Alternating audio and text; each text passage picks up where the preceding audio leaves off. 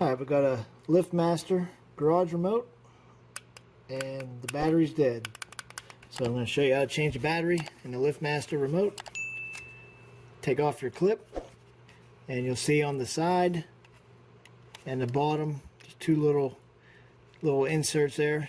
You use the clip to pop the cover off. Just go ahead and put it in between there. Give it a little turn. Come down. Just keep working your way around.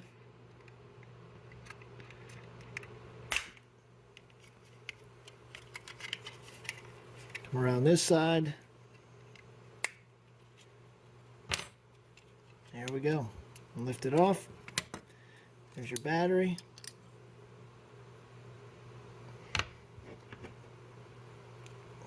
There's our new Energizer battery.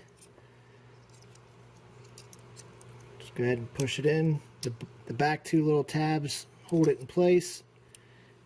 And then the front ones hold it down in.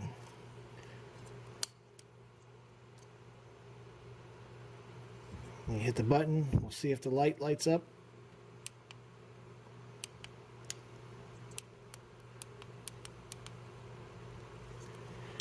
And what I like to do is once I have the battery in, these little tabs here in the front, I like to bend those over.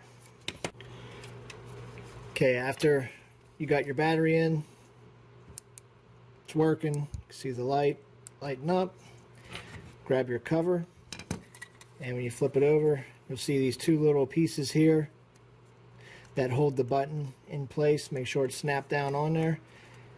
And on your remote, obviously the button that you press needs to be up top, and where the light is at the bottom needs to be down here at this opening.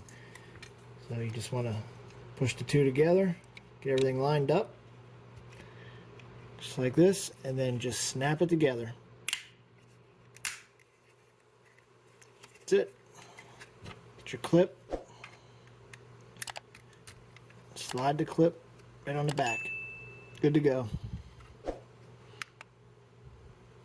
that's changing the battery in the LiftMaster remote. Pretty simple. Alright, thanks for watching, and we'll see you on the next one.